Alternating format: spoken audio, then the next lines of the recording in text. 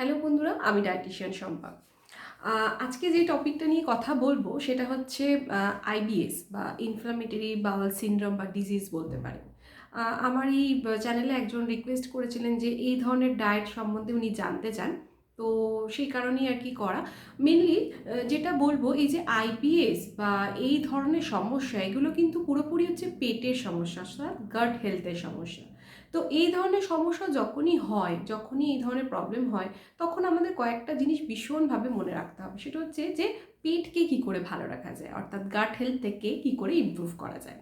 এবার গাটের কথা যখন বলছি, অর্থাৎ পেটের কথা যখন বলছি, অবশ্যই এমন কিছু ফুড যেটা পেটকে ভালো রাখতে সাহায্য করবে সেটার কথা বলতেই হবে। যেরকম হচ্ছে প্রোবায়োটিক, প্রিবায়োটিক ফুড। এইরকম কি করবেন, এই প্রোবায়োটিক প্রিবায়োটিক ফুড কি? এগুলো হচ্ছে আমাদের কিছু খাবার থাকে, যে কিছু ফার্মেন্টেড ফুড থাকে, কিছু খাবার থাকে যেগুলো আমাদের পেটের অর্থাৎ গাট হেলথকে ভালো করতে সাহায্য করে, ইমপ্রুভ করতে সাহায্য করে। তার মধ্যে কি হতে পারে, যেরকম দই হতে পারে, বাটার মিল্ক হতে পারে, বা প্লেন পান্তা ভাত, যেটা রেগুলারের আমরা অনেকেই খাই, যে পান্তা ভাতটা, সেটাও কিন্তু গাট হেলথ বা পেটের জন্য ভীষণ ভালো। তাই এই ধরনের খাবারগুলো কিন্তু নিজের ডায়েটে রাখতে পারেন যাদের আইবিএস রিলেটেড সমস্যা হচ্ছে। এছাড়া গ্লুটেন জাতীয় খাবার, মানে ধরুন উইট প্রোডাক্ট, যেরকম ধরুন রুটি হতে পারে, ব্রেড হতে পারে, ডালিয়া হতে পারে, এই ধরনের খাবারগুলোকে যদি অ্যাভয়েড করা যায়, সেক্ষেত্রেও কিন্তু আইবিএসের ক্ষেত্রে অনেক ইমপ্রুভমেন্ট বা অনেকটা ভালো হচ্ছে সেটা দেখা যায়। তবে এটা খুবই স্পেসিফিক, কারণ এটি এমন আইবিএস এমন একটা জিনিস, এমন একটা ডিজিজ বা এমন একটা কন্ডিশন বলতে পারেন, যেটা কিন্তু খুব কাস্টমাইজ, অর্থাৎ প্রত্যেকের জন্য আলাদা আলাদা সিমটম হয়, প্রত্যেকের জন্য আলাদা আলাদা ফুড যেটা ট্রিগারিং ফুড হিসেবে কাজ করে বা ট্রিগার করতে হেল্প করে, মানে কোনো জিনিসকে। তো সেক্ষেত্রে আমাদের বুঝতে হবে যে আমাদের কোন জিনিসটা বা কোন ধরনের খাবার খেলে প্রবলেম হয়। যেরকম আমাদের কি মিল্ক জাতীয় খাবারে প্রবলেম হয়, উইট প্রোডাক্ট খেলে প্রবলেম হয়, বা অন্য কোনো পার্টিকুলার ডাল খেলে প্রবলেম হয়, সেইগুলোকে আইডেন্টিফাই করে সেই ধরনের জিনিসগুলোকে কিন্তু ডায়েট থেকে বাদ দিতে হবে। তবেই কিন্তু এই আইবিএস বা এই ধরনের গাট হেলথ রিলেটেড সমস্যাকে দূর করা বা কম করা পসিবল। তাই যেহেতু এটা খুবই কাস্টমাইজ, যে জেনারেল জিনিসগুলো মানে কজ হয় বা যে জেনারেল জিনিসগুলো আইবিএস এর জন্য সমস্যা তৈরি করতে পারে, সেই জিনিসগুলোর কথাই আজকে বলছি।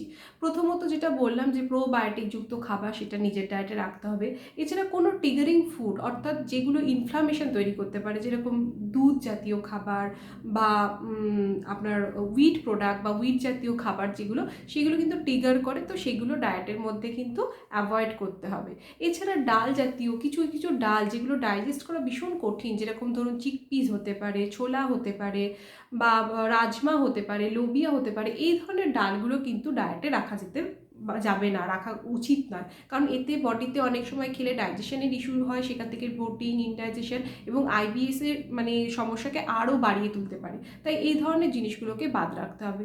সবজির মধ্যে কিছু সবজি যেরকম, যেগুলো ডাইজেশনে অনেক সময় অসুবিধা হয়, যেরকম মূলো হতে পারে, কাঁচা অবস্থায় ফুলকপি, বাঁধাকপি, মানে যেগুলো প্রপার কুক করা হলো না, বা কাঁচা স্যালাড, এগুলো কিন্তু ভীষণভাবে গ্যাস, ডাইজেশন, ইনডাইজেশনের প্রবলেম করতে পারে। সেগুলোও কিন্তু আইবিএস এর জন্য ভীষণ ক্ষতিকর, কারণ এগুলোও কিন্তু ট্রিগারিং ফ্যাক্টর হিসেবে কাজ করতে পারে। এছাড়া শাক জেনারেলি চেষ্টা করবেন যখনই হোক লাঞ্চে খাবার, ডিনারে নয়, কারণ ডিনারে খেলে কিন্তু অনেক সময় এইরকম সমস্যাগুলো আরও বাড়তে থাকে, প্রবলেমগুলো আরও বাড়িয়ে তোলে। এছাড়া আমাদের মাথায় রাখতে হবে যে জল খেতে হবে যথেষ্ট পরিমাণে। যখনই কোনো পেটের সমস্যা বা গাট হেলথ রিলেটেড কোনো সমস্যা আছে, জলের একটা বিশাল ভূমিকা আছে। তাই জল অবশ্যই খেতে হবে, 2.5-3 লিটার জল সারাদিনে খাওয়া খুব দরকার। এবং আরও একটা জিনিস মনে রাখতে হবে আইবিএসের সাথে, যেটা মারাত্মকভাবে জড়িত, সেটা হচ্ছে স্ট্রেস এবং ঘুম। এই দুটো জিনিসকে দিকে খেয়াল রাখতে হবে। স্ট্রেস যত বাড়বে, গাট হেলথের সমস্যা কিন্তু কনস্ট্যান্ট বাড়তে থাকবে, আইবিএসের সমস্যা বাড়তে থাকবে। এছাড়া ঘুমও যদি সঠিকভাবে না হয়, ঘুমের পরিমাণ যদি ঠিক না হয়, সেক্ষেত্রেও কিন্তু গাটের সমস্যা বা আইবিএসের সমস্যা বাড়তে পারে। তাই এই পয়েন্টগুলোকে যদি মাথায় রাখা যায়, পয়েন্টগুলোকে যদি ফলো করা যায়, তাহলেও কিন্তু এই আইবিএস বা গাট হেলথের সমস্যাটাকে অনেকটাই কমানো বা কন্ট্রোল করা সম্ভব। তবে অবশ্যই বলবো, এটা একটা এমনই একটি কাস্টমাইজ প্রবলেম, মানে এটা এমনই একটা জিনিস যেটা প্রত্যেকটা মানুষের ক্ষেত্রে ইন্ডিভিজুয়ালি এফেক্ট করে, প্রত্যেকটা মানুষকে ইন্ডিভিজুয়ালি আহ, জিনিসটাকে ফলো করা বা ডায়েটটাকে ফলো করা দরকার। তাই সেক্ষেত্রে যদি মনে হয় যে কারোর কাস্টমাইজ ডায়েট প্ল্যান করাতে চান বা মনে হয় যে নিজের জন্য কোনো ডায়েট কনসালটেন্সি চান, তাহলে আমার সাথে অবশ্যই যোগাযোগ করতে পারেন।